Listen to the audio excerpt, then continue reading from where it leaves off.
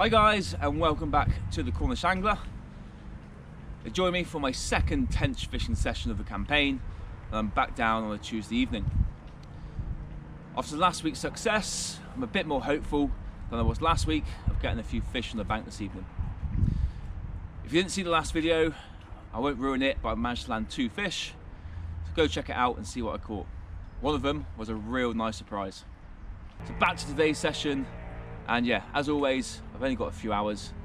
I did manage to leave work a little bit early and got down here for just after 3 o'clock. It's now about 3:45. During that time, I have cast around my method feeder just to get a bit of bait out there.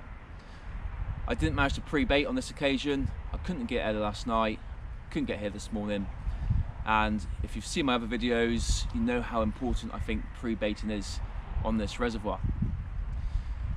So yeah, I've put probably about 8 casts on each spot, mostly ground bait, a few bags of PV pellets as well, just to try and get some fish interested in the area, ready for when I cast out shortly. Right, so as I was saying earlier, I haven't had a chance to pre-bait for this session, and I do find pre-baiting quite important to picking up some fish on these quick sessions where I'm only fishing for 2 or 3 hours.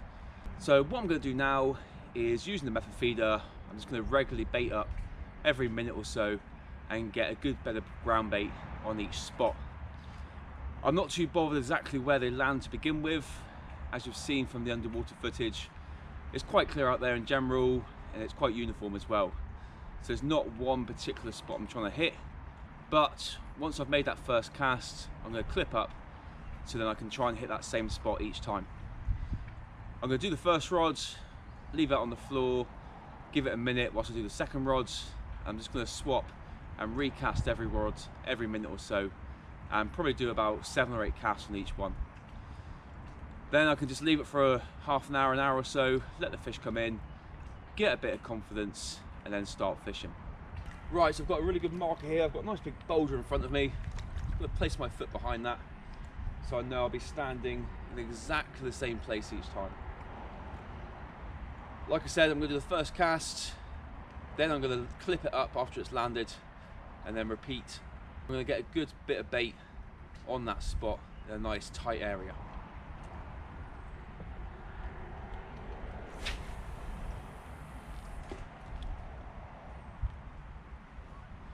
Right, so that's landed.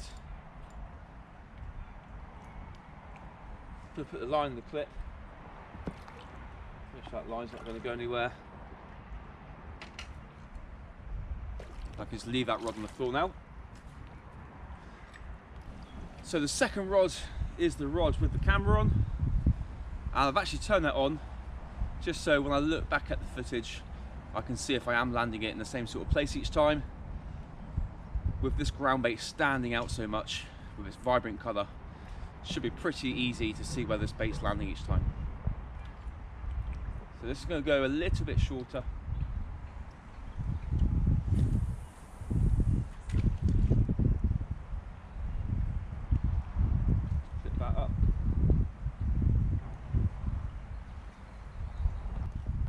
Yeah, a little bit shorter, a little bit more central, that one, the right hand rod, a little bit further out and slightly to the right as well. And that's where I got both my fish from last week. So now it's just a case of repeating that process 6 or 7 times, maybe 8 times. Get a nice bed of bait out there, and then we can start fishing.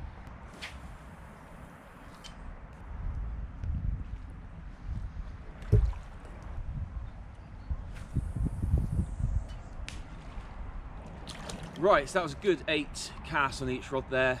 Like I said, on the last 2 casts on each one, I put a little bag of pellets. So I'm pretty happy I've got a nice little bit of bait out there. Not too much, but hopefully enough to get the fish drawn into the area. Now you might have noticed on my rods I still had my rigs on, and that's for 2 reasons really. One was so I could attach the mesh bags of pellet, and 2, I think it's always a good idea just to check that the rigs that you're making aren't tangling at all. And yeah, none tangled whatsoever on those 16, 17 casts. So I can cast out now really confident that my rigs aren't going to tangle on the cast. I've seen in the underwater footage that if my rig gets picked up by small fish, or even the bigger fish, that it does reset really nicely. So I can leave my rigs out there knowing they're fishing effectively. Now obviously I wouldn't want to do that with fresh rigs on, because I've got a chance of blunting the hooks and kind of messing up the hookings a little bit. So yeah, just kept my old rigs on to do that process with. So now I've finished that baiting up process, I'm going to put some fresh rigs on, get my bite alarms and things set up, and then I'm ready to fish. Tactics wise, pretty much identical to last week.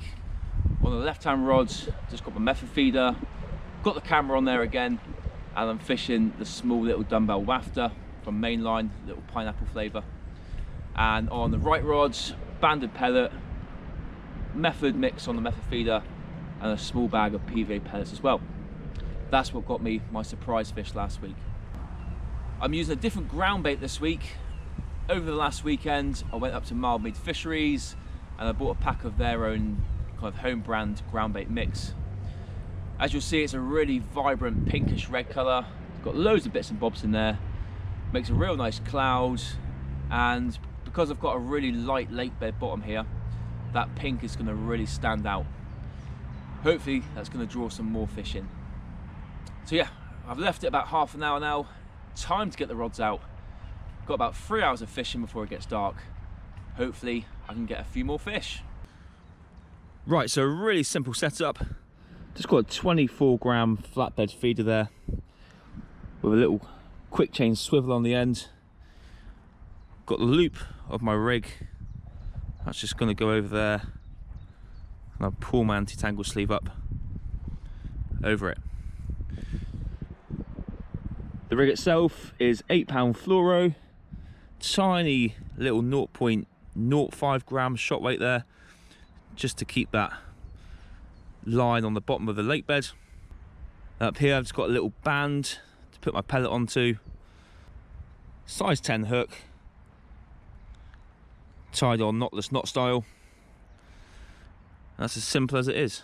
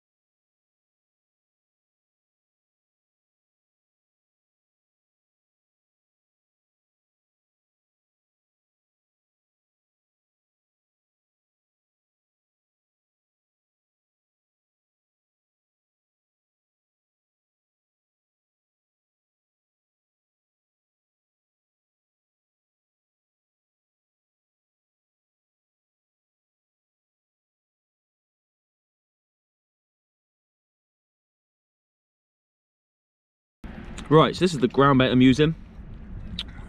As you can tell by my hands, it really does stain them a bright pink colour. And if I just pop this in the margin, break it up a little bit, you can see that it really stands out on this light lake bed. And if I imagine I'm a fish pecking away at that, hope you can see that big cloud that's coming off it. So loads of little particles, loads of smell and attraction coming off that. So hopefully that brings the fish in, keeps them there grubbing around, causing lots of disturbance. And yeah, you can see that cloud spreading out over a nice area. So a few pellets mixed in as well, just so you've got some free offerings to grub on. Hopefully that's a winning mix. Right, so I've given it about half an hour to settle down now. Hopefully that bit of ground bait going in has drawn some fish into the area, and now it's time to get my rods out. Right, so that rod's good to go. A little bit of ground bait in the method feeder. Banded pellet on there, that's an 8mm pellet.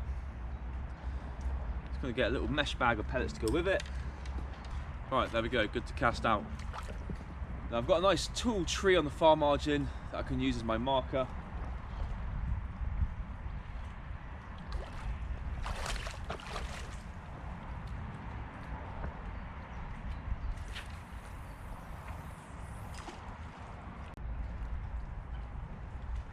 Right, after a bit of a faff, I've finally got both rods out. So I had a problem with the underwater camera in that it wasn't picking up the SD card. So when you turn it on, you firstly get a red light, and then you get a flashing turquoise light to say it's trying to read the SD card, and it should go green to say it's recording. But it was just stuck on the flashing turquoise colour, meaning it couldn't pick up the SD card. It's the same SD card I've been using the whole time, so I wasn't really sure what was going on. So I switched it over and put the SD card from the GoPro in there, and it started working straight away. I then put the SD card from the underwater camera in the GoPro, and it says it's only got 31 seconds of memory left, which is really weird because there's no files on there. Which means unfortunately I didn't get any of the footage of me casting out and baiting up with the method feeder, so I won't be able to see how accurate I was there. But hopefully now the camera's working and out there, it might pick up on some of the patches of the bait that I did put out earlier. But yeah, I've got the camera working using the bigger SD card, but it means now I have to use my phone to record the stuff on the bank. Not ideal, but at least I've got this as a backup. But yeah, both rods are out on the dance floor. I'm going to give it about 10-15 minutes and then recast. Still pretty early into the session. I tend to find the tench bites come just before dark, so yeah, probably about 6 o'clock onwards is when I'll be expecting the bite. But in between, hopefully I'll get a few liners, and it'll just give me some indications that there's some fish in the area. In the meantime, I have a bit of food, and I'm going to just get some more rigs ready. I might even show you my tackle box and show you how I set that up to travel nice and light. Right, so this is my tackle box. Just a little open lid, nice and compact, nice and small. So here, I bought some foam basically and cut it up into little strips, so all my rigs can go on there. Keeps them nice and safe and nice and accessible, so I can quickly change over if I need to. Got some spare tubing, got different bait stops. We've got a bit of fake sweet corn in there. In this bit, there's a few bits and bobs. Got some float stops. Got some little bits of silicone tubing that go on the hook to keep the hair in place. This little section, some pre-tied rigs, some different packets of hooks, and a couple of floats. Some shot weight, some other shot weight there. Scissors, baiting needles, spare bobbins, different types of method feeder, and just a few spare of these as well in case I need them. So yeah, not much in there, but everything I need for these short sessions. That just fits nicely into my rucksack as well, so nice and easy to carry, nice and easy to get out and accessible. Right, I've just redone both rods, so a fresh bit of bait out there. And again, I'll leave them for about half an hour or so. If nothing happens, I'll rebait again. Now, I just thought I'd talk about last week's session a little bit. Like I said, I caught 2 fish, and I won't go into too much detail. If you want to have a look, I've got the video up already, so check that one out. But yeah, I learned a few things from the underwater camera. First of all, it was sitting really nicely, so that method with using the method feeder to kind of keep it in place and looking directly at the hook bait worked really well. Unfortunately, I didn't get any action of the fish picking up the hook baits though. The first fish, that was a really nice surprise. That was on the right hand rod, which didn't have the camera on. And when I did get a fish on the left hand rod with the camera on, it was too dark to see. It is quite deep out there, and with what little light was left, yeah, didn't get a chance to see it. So that was obviously a real shame, but at least I know that the fish were willing to feed in front of the camera. What I did pick up though was a lot of roach. So they were really attacking the feeder and kind of messing the bait around, which I think worked in my favour because there's little particles in, it's still a nice tight patch, but it just spread the bait out a little bit. So I'm not too concerned about the roach doing that. And what I did see from that was the roach were picking up my hook bait. They were moving it around, but every single time the rig was resetting itself perfectly. Having that anti-tangle sleeve on meant that, you know, my fluorocarbon hook link would just lift up a little bit and then drop down nicely. And I think having the wafter hook bait on there helps with that as well. It's nice and light, so it just kind of flutters nice and slowly back down, resting nicely.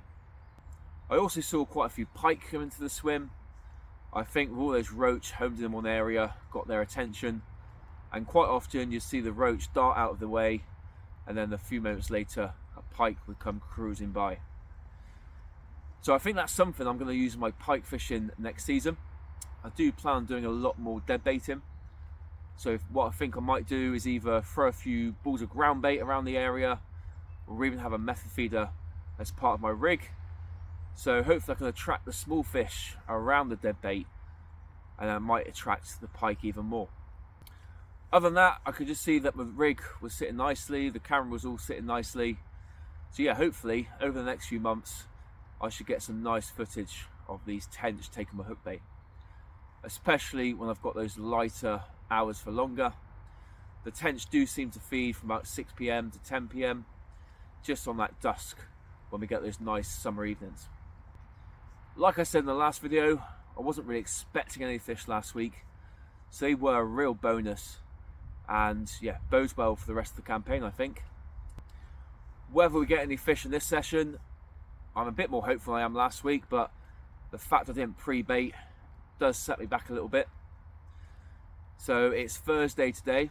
I think I might have said it's Tuesday earlier, but that's because I usually fish on Tuesdays. But yeah, it's actually Thursday, so I'll be up on Saturday morning as well, which means I can put a nice bit of bait out when I leave today, and hopefully there'll be lots of fish around this area on Saturday morning.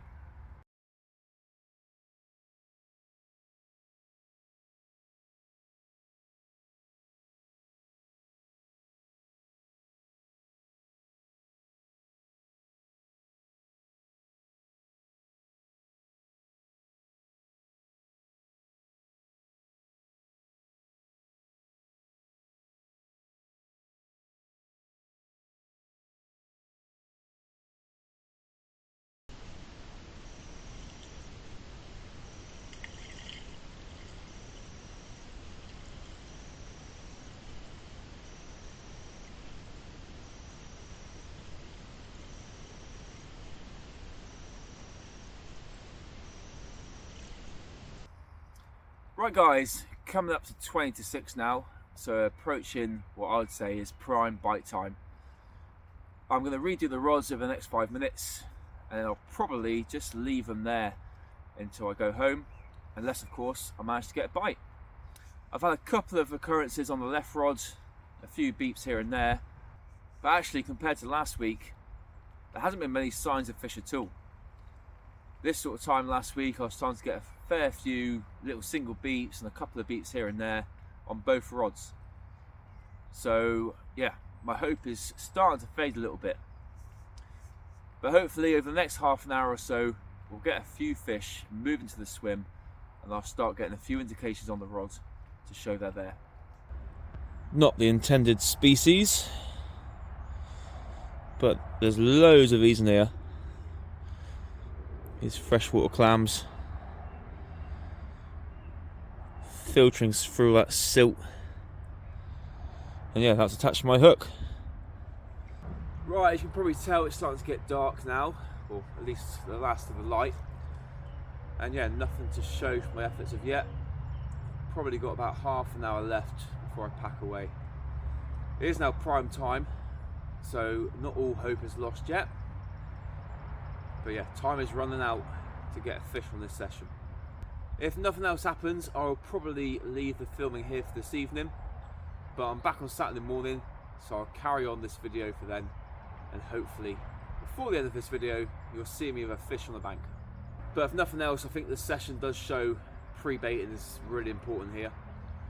I think maybe if I did manage to pop up yesterday or even this morning and put a bit of bait in, I might have had a fish by now. But I'll put in some bait before I go. I've still got a fair bit of ground bait there to use, so I'll put that into some balls and throw that out, ready for Saturday morning.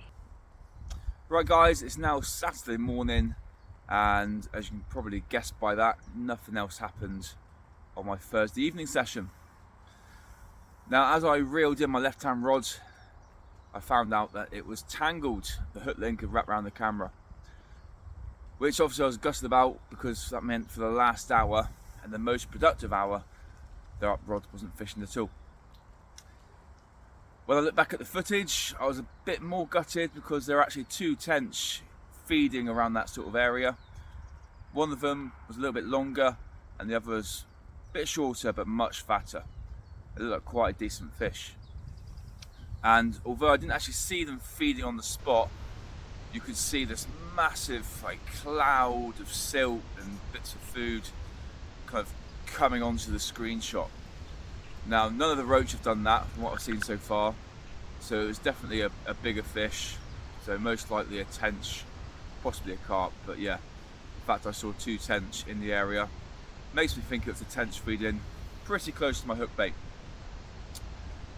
So yeah, a bit gutted. I haven't changed anything today. It's the first time it's come back tangled after quite a lot of casts, so I'm just going to put that one down to bad luck. If it persists and it keeps happening, then I'll have to change something, but for now I've left it as it is. I also saw a few other bits on the camera, quite a few pike again. There's a few that were just kind of cruising through the swim, just checking out what was going on. There was one that lay on the actual lake bed for a little bit, which I haven't seen before. And there was one that hovered just above the camera. And that was quite cool, just watching its fins flutter back and forth. Again, obviously loads of roach. There are a couple that are quite decent size actually, and a few perch as well. Back to today, and I got here just before 6 o'clock this morning, so kind of just on first light. Got the rods out straight away, and they're in the same spots as Thursday. Obviously that left hand spot, I saw the tension there, so that's back on that spot with the camera on, and the right hand rod is back a bit further out again and slightly to the right. I haven't put too much bait out this morning. I did throw quite a lot of ground bait out, particularly on the left hand spot on Thursday. I've only got about 2 hours left now, it's got about 7 o'clock. So yeah, I don't want loads and loads of food items out there, so excuse this wind coming through. It's a bit breezy this morning. Yeah, don't want loads of food items out there, I just want some attraction to draw those fish in. So yeah, mostly a bit of ground bait, a few pellets mixed in there, but not very much. But as these temperatures warm up, I'm going to start adding to that food mix. So I've got a load of maize, a load of hemp that I've bought in big sacks of like 25 kilograms. So I can start boiling that up and preparing that. And I can start adding that to my pre-baited mix. I've also added a little bit to my actual mix on the day as well. So one of my baits is the pineapple wafter, so obviously a yellow colour. So yeah, I want a few yellow free items in there, so they start looking for that little fleck of yellow. Other than that, not much to report. Obviously I'm not going to go back over the rigs or anything, because that's all the same from the other day. I'm just going to leave the camera on the rods, and hopefully before I go this morning and before we end this session for real, we'll have a fish on the bank.